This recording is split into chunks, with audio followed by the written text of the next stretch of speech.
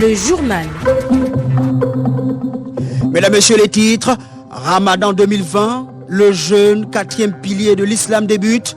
Les musulmans devront concilier foi et respect des mesures sanitaires mises en place en cette période fortement impactée par le confinement. Coronavirus, coup de gueule de la société civile, indigné par le comportement de certains acteurs politiques exploitant la crise sanitaire pour régler des comptes. La société civile appelle par ailleurs le gouvernement à lever le confinement du Grand Libreville pour éviter l'implosion sociale. Enfin, les entreprises contraintes au Gabon de verser une allocation chômage technique pour préserver le pouvoir d'achat des travailleurs.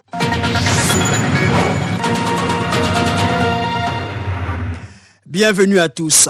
La communauté musulmane rentre dans sa période de jeûne obligatoire. Le croissant de lune étant aperçu, la période de Ramadan va durer 29 à 30 jours. Les musulmans doivent à cette occasion s'abstenir de manger, de boire, avoir des relations sexuelles de l'aube jusqu'au coucher du soleil. Un Ramadan 2020 qui intervient dans une situation sanitaire complexe avec le confinement du Grand Libreville. Ahmad Benievaka.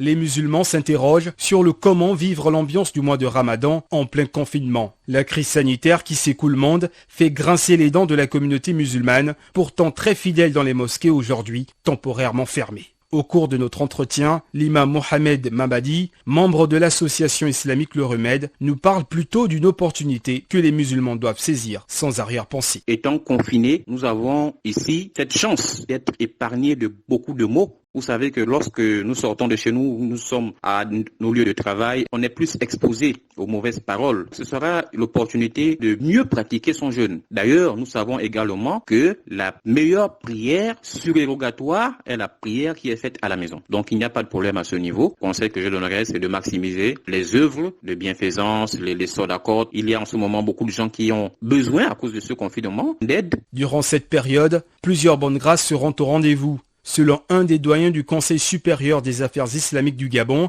avec preuve coranique à l'appui, explique que cette situation met tout simplement l'homme face au résultat de son comportement outrancier vis-à-vis de Dieu. Imam Abdel Fattah Mombakala.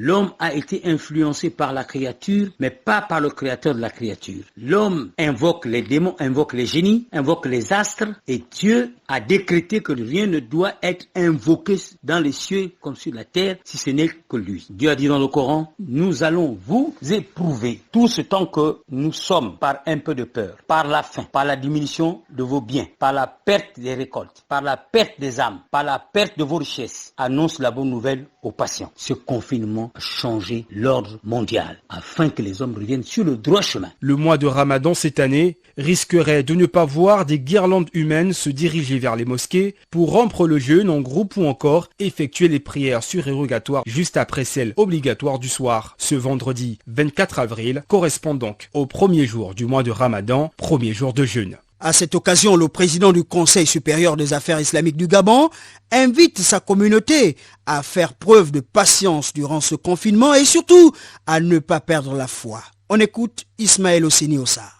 Une pandémie peut être interprétée comme une source d'ascension spirituelle. Lorsque l'éprouvé ne manifeste aucun mécontentement, aucune colère, ni contre Dieu, ni contre un quelconque bouc émissaire, mais il rivalise de patience et d'endurance. Mieux, il s'accommode de cette épreuve en priant et en suppliant l'Éternel. Ainsi, il éviterait de traîner son Créateur devant la juridiction des créatures. Cette épreuve serait pour ce dernier un grand boulevard d'ascension spirituelle. Nous déduisons des réponses de ce grand ascète que tout malheur qui atteint l'homme ne peut et ne doit être traduit uniquement comme étant un châtiment de Dieu. Je nous exhorte donc à mettre à profit l'avènement de ce mois béni de Ramadan afin de traduire cette pandémie non seulement en une source d'élévation spirituelle pour notre pays et sa population, mais surtout en décrétant au nom d'Allah que rien ne pourrait nuire sur terre et au ciel, la fin de cette pandémie dans les plus brefs délais et la disparition totale de ce redoutable coronavirus qui a tant endeuillé de nombreuses familles et privé les fidèles de leur lieu de culte au niveau national et international. Le saviez-vous ? Il existe des gestes simples à connaître pour empêcher la propagation du coronavirus. On les appelle les gestes barrières. Quels sont-ils ? Se laver fréquemment les mains avec un désinfectant à base d'alcool ou de l'eau et du savon. En cas de toux et d'éternuement, couvrez la bouche et le nez avec le coude fléchi ou un mouchoir. Jetez immédiatement le mouchoir et lavez-vous les mains. Évitez tout contact étroit avec une personne ayant de la fièvre et de la toux. Saluez sans se serrer la main. Évitez les embrassades. Nettoyez les objets et les surfaces souillées. Si vous présentez des symptômes de la grippe, fièvre, toux, éternuement, difficulté à respirer, ne vous rendez pas dans une structure sanitaire ou chez votre médecin traitant. Appelez le 1410. La baisse des investissements est palpable en raison du contexte actuel, couplé aux nombreuses restrictions imposées par le gouvernement dans sa lutte contre la propagation du Covid-19. Cette situation devrait conduire de nombreuses entreprises à un ralentissement sans précédent de leurs activités. Le chef de l'État a annoncé récemment la mise en place d'une allocation chômage technique pour non seulement aider les employeurs, mais aussi préserver le pouvoir d'achat des travailleurs.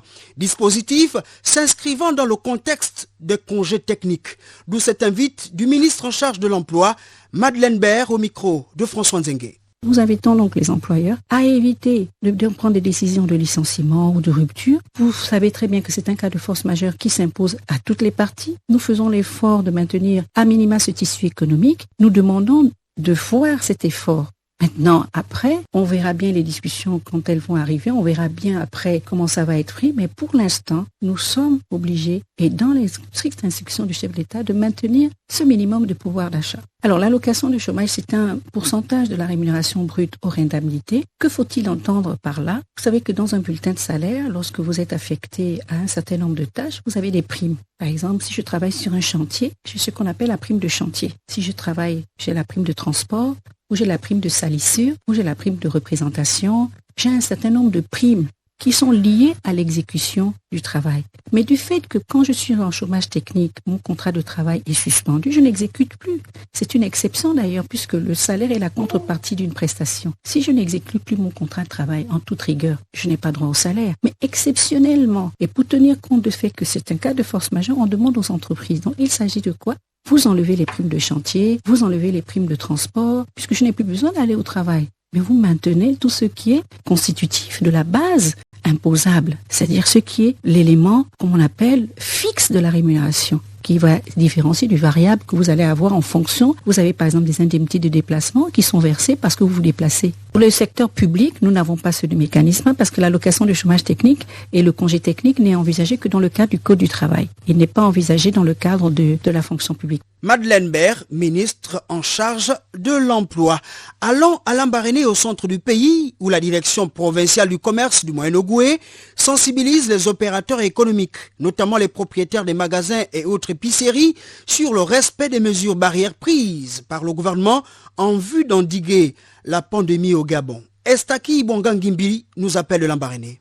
Pour cette sortie, les agents du commerce sont allés au contact des personnels et responsables commerciaux de la commune de Lambaréné afin de les édifier sur la nécessité de l'application des mesures barrières contre la pandémie du coronavirus. Tout en se félicitant du bon déroulement de l'opération, le directeur provincial du commerce Moyen-Ogoué, Joseph Mbini Boutitou. Nous avons évoqué avec les opérateurs économiques de la lutte contre la spéculation et la mercuriale et aussi la gestion des stocks. Nous leur avons demandé que tout ceci soit respecté à la lettre comme nous l'exige notre ministre de tutelle. Il faut dire que nous sortons de là satisfaits des échanges avec les opérateurs économiques. Les détenteurs des magasins donnent leurs sentiments. Ça a été un plaisir pour nous de recevoir dans nos locaux les agents du ministère du Commerce du Moyen-Ogoué. Et à ce titre, dans nos locaux, nous avons installé un robinet à l'entrée pour permettre aux clients et collaborateurs de bien se laver les mains. Et aussi à l'intérieur, nous avons doté les collaborateurs des gants et des cache-nez pour permettre de bien manipuler les produits alimentaires. Nous respectons les mesures contre les maladies coronavirus. On fait rentrer 5 personnes, c'est un grand magasin. Ça, c'est une situation difficile. Après la ville de Lambaréné, les agents du commerce se rendront prochainement à Ndjolé, dans le département de la Bangabigne, pour le même exercice. Depuis le bord de l'Ogoué à Lambaréné, Estaki Ibwangangimi de Mwabilung pour Radio Gabon, la référence. Restons dans ce registre de lutte contre le coronavirus, cette fois à Libreville, où l'association Endofi Gabon, luttant contre l'endométriose et l'infertilité chez les femmes, vient d'offrir plus de 2000 kits de produits de première nécessité et une cinquantaine de masques au personnel de santé exerçant au centre hospitalier universitaire de Libreville, à l'hôpital d'instruction des armées d'Akanda et aux pensionnaires de l'orphelinat, les Amis Fidèles, au quartier aux Anguais. Ramoussavou de Santa Fe rapporte. Le personnel de santé du centre hospitalier universitaire de Libreville, ceux de l'hôpital d'instruction des armées d'Akanda, ainsi que les enfants de l'orphelinat Les Amis Fidèles ont reçu des mains de la présidente Endofi Gabon qui lutte contre l'endométriose et l'infertilité chez la femme des kits de produits de première nécessité. Teg, Yes, Muchinga. Nous avons pu collecter 20 packs d'eau, 2 cartons de lait débit écrémé, des thés, 6 packs de 25 sachets, 7 packs de Nescafé, du sucre, des quakers, 2 boîtes de cornflakes, de biscottes et j'en passe. C'est cet élan de solidarité que nous avons souhaité apporter à ces professionnels de santé qui se battent sans cesse à faire sortir des maladies de l'ombre telles que l'endométriose. Nous avons souhaité encore réitérer notre reconnaissance. Nous avons décidé de manifester notre élan de solidarité à l'endroit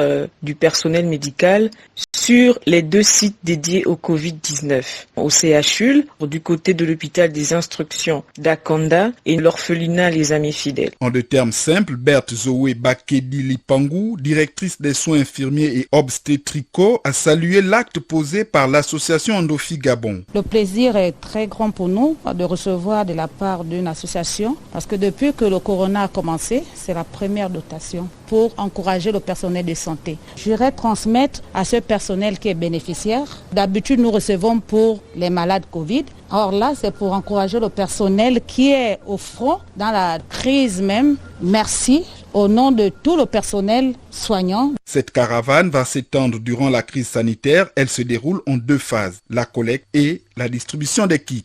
Merci Ramoussavou. Distribution des kits alimentaires dans le Grand Libreville. La stratégie mise en place semble être inadaptée par endroits, donnant lieu parfois à des spectacles déplorables.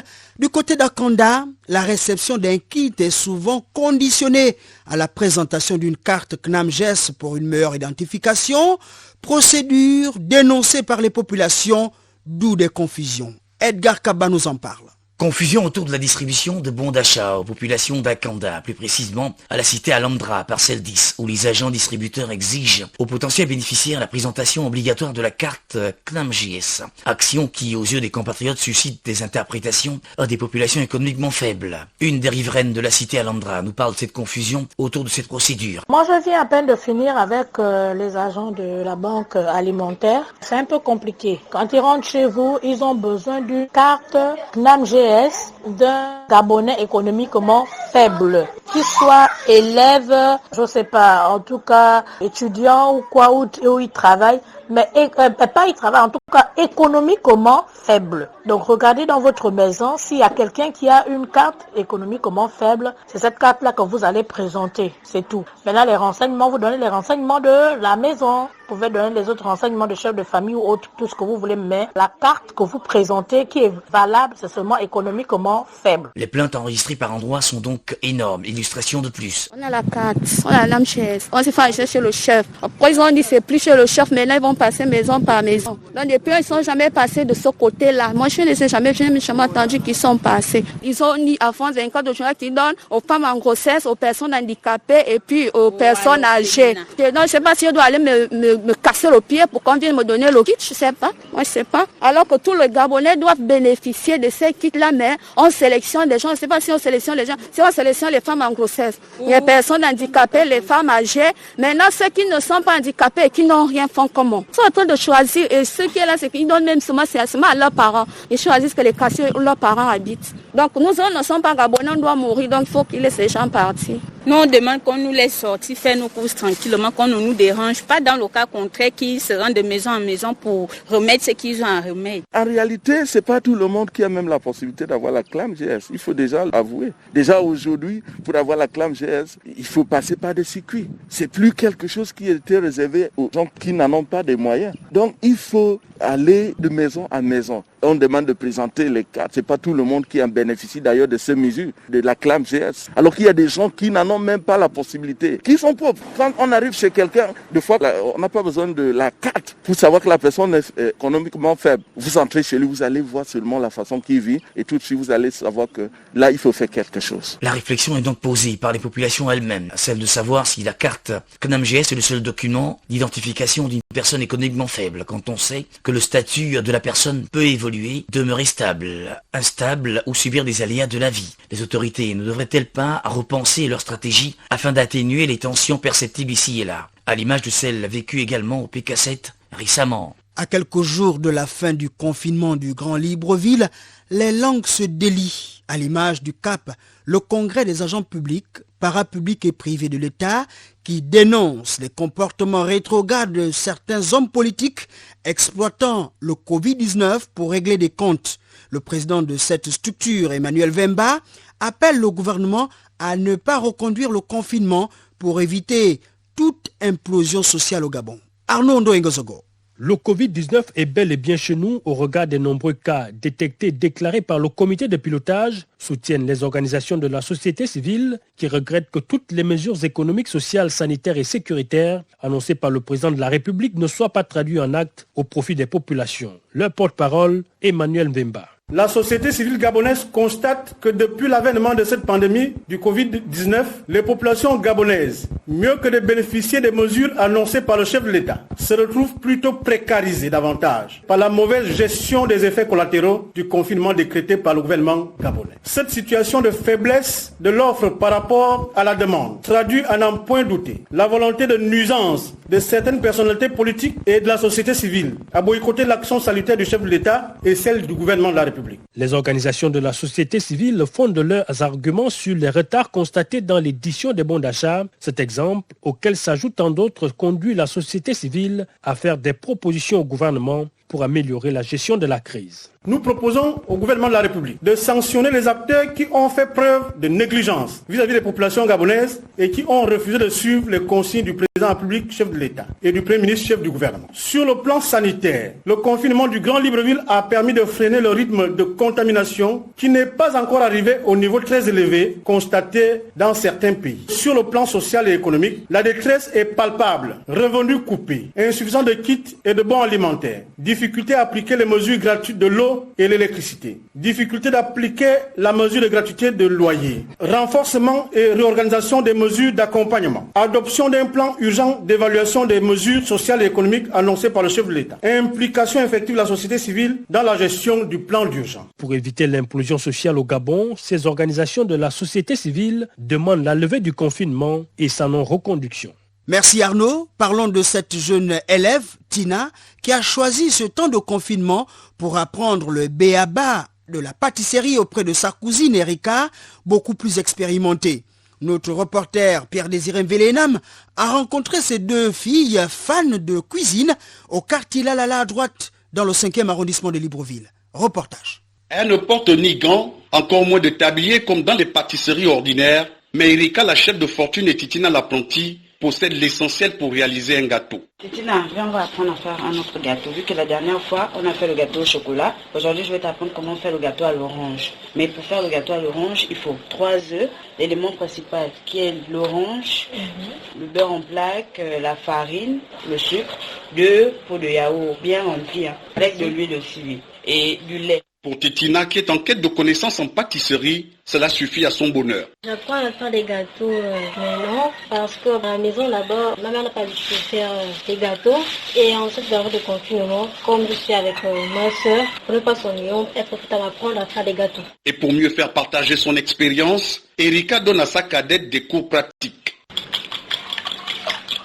Erika, pourquoi ne pas donner à Titina une recette écrite? Pourquoi tu préfères lui faire ça directement au lieu de lui faire une recette? La pratique, c'est mieux que l'écrit. L'écrit, vu qu'il n'y a pas d'entre-nous, elle peut se tromper sur certains éléments, ne pas bien ajuster les choses. Donc, c'est mieux que je le fasse de corps à corps avec elle. Une fois réalisé, le gâteau de Titina a été distribué comme d'habitude aux plus petits pour appréciation. Très bon. Tu as mangé combien de gâteaux? 2 gâteaux. Toi, tu as mangé combien? 5 gâteaux. Et toi, tu as mangé combien? 3 gâteaux. On avait trouvé ça comment? Bon.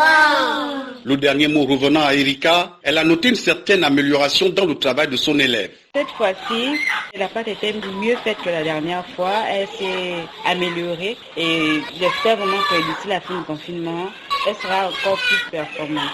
Il faudra certainement plus de temps à Titina pour maîtriser tous les secrets de la pâtisserie, mais pour l'instant, elle en profite pour combler ses lacunes en cuisine. C'était Pierre-Désiré Vélénam, depuis le quartier Lalala à droite dans le 5e arrondissement de Libreville, pour Radio Gabon, la référence.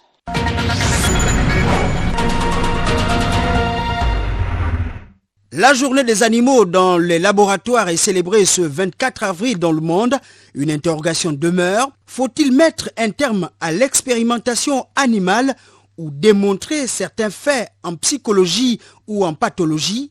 Tentative de réponse dans cette réflexion d'Issa Steve Mefan.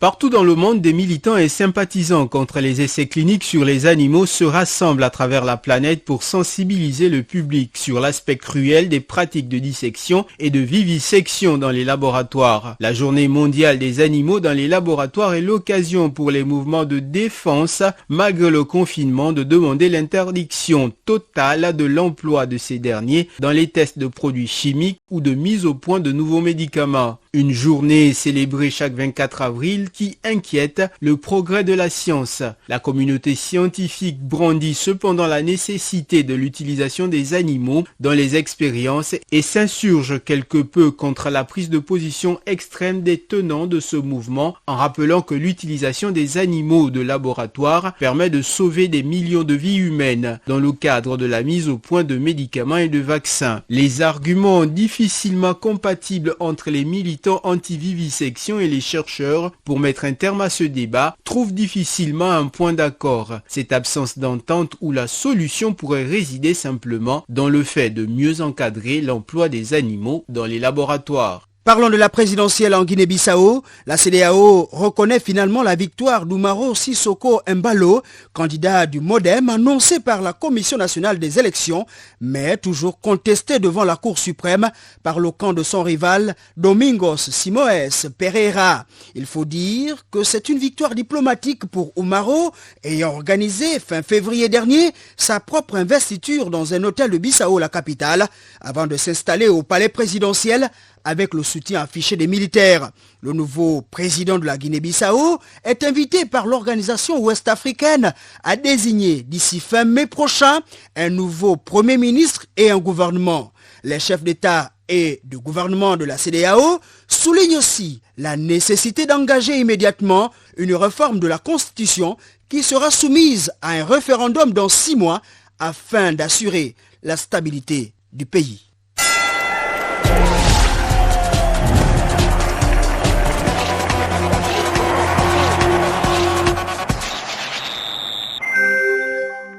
Nous voici en sport. Les clubs de première division de football s'organisent tant bien que mal en cette période de confinement pour permettre à leurs joueurs d'entretenir la forme avant la reprise du championnat national. C'est le cas du Stade Mandji, son entraîneur Alain Mandro, rencontré par Tony Rufema Rouvourlo. Par rapport à la préparation, suite aux problèmes qui minent le monde, nous avons commencé à entraîner par sous-groupe, c'est-à-dire qu'on prenait compartiment par compartiment. Et à un moment donné, lorsqu'il fallait être au confinement, on a dû tout arrêter par rapport au comité directeur qui a décidé de tout arrêter. Par rapport à cela, pour la deuxième question, est-ce que ça ne va pas nous gêner? Oui, ça va nous gêner, étant donné que nous faisons partie des équipes qui étaient les mieux lancées. Ça va nous gêner bien sûr, puisque les équipes les mieux, qui se préparent le mieux souvent, sont celles-là qui sont mal parties. Nous étions bien lancés. Maintenant, nous allons essayer de nous organiser pour ne pas perdre pied, parce que nous avons essayé de rattraper le retard. Ça va être pour nous désolant de pouvoir retourner à la position initiale. C'est-à-dire que nous avons donc obligation. Mais nous avons quand même demandé aux enfants d'essayer de s'entretenir, ce qui n'est pas normalement toujours sûr, parce que vous connaissez avec que ce n'est pas des véritables professionnels, mais ils essaient de faire le maximum d'eux-mêmes. On vérifiera. On ose espérer que si ça devrait reprendre, comme cela se fait déjà annoncer, qu'on va quand même laisser un peu de temps pour pouvoir remettre les enfants en jambes, ne fût-ce qu'au moins 1 ou 2 semaines, pour pouvoir reprendre nos talents. Ainsi se referme ce journal dont voici le rappel des titres. Ramadan 2020, le jeûne, 4e pilier de l'islam débute. Les musulmans devront concilier foi et respect des mesures sanitaires mises en place en cette période fortement impactée par le confinement.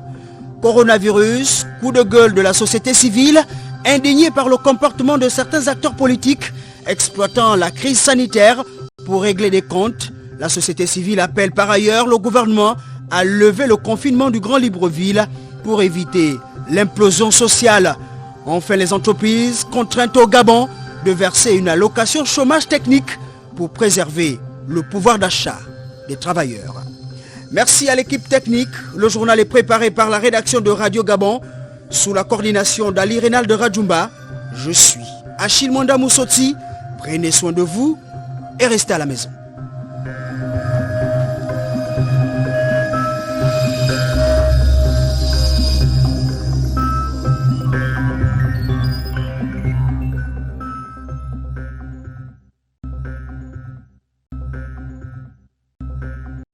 Vous êtes câblé sur Radio Gabon émettant de Libreville, 88.7, 96.5 FM. Où que vous soyez, nous sommes avec vous.